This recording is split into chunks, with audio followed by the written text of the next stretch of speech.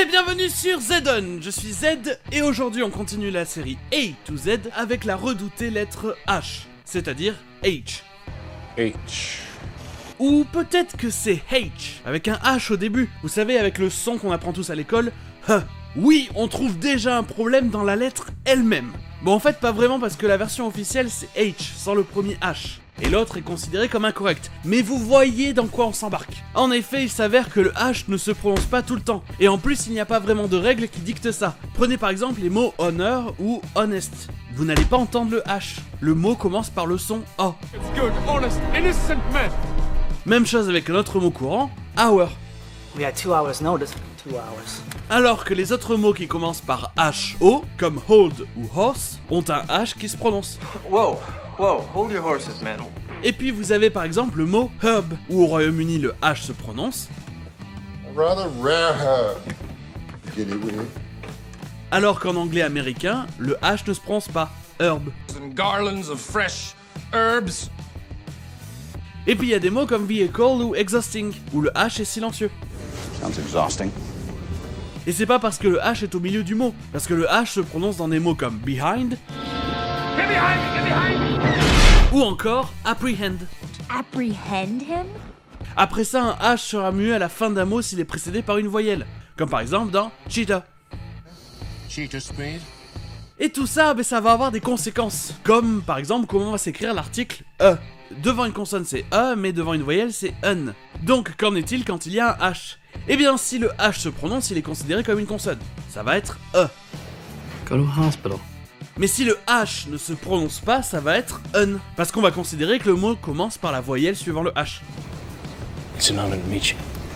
Passons à quelque chose que j'ai découvert en faisant cet épisode, le H-dropping. C'est le fait de ne pas prononcer le H dans des mots où d'habitude il se prononce. C'est quelque chose de très commun dans certaines régions du Royaume-Uni qui utilisent de moins en moins le H en début de mot. Et dans l'anglais international, c'est aussi commun pour des mots courts comme have, has, had, him, her ou he.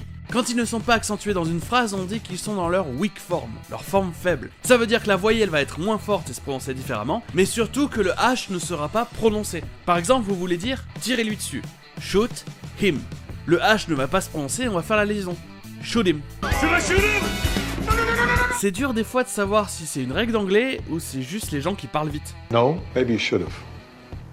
Et ensuite, c'est une toute autre histoire quand le H est accompagné d'une consonne. Commençons direct avec GH. Si c'est en début de mot, le H est silencieux, comme dans Ghost. It's like seeing a ghost. Sinon, le GH va être tout le temps muet, à part certaines fois, ça va être le son F. Pour ça, je vous renvoie à l'épisode sur la syllabe OUGH et à celui sur la lettre G, que vous pouvez voir ici. Sinon, pour les mots commençant en RH, le H sera toujours muet, comme par exemple le mot rhyme. Nice. Rhymes.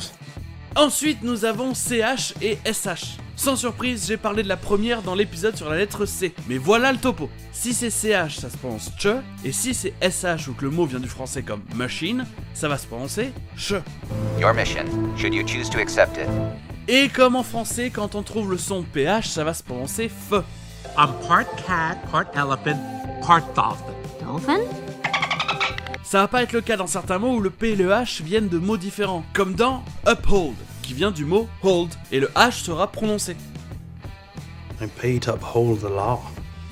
Ou shepherd, qui vient du mot herd, un troupeau. Mais là, le H ne sera pas prononcé. I want to be a shepherd.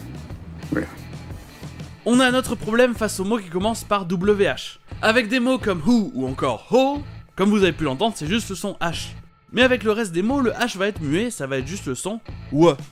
What? It's... what? Sauf que certains le prononcent comme si c'était HW, c'est-à-dire HW. D'ailleurs, si vous écoutez bien dans l'extrait de Frozen, elle le fait un peu sur le what. What?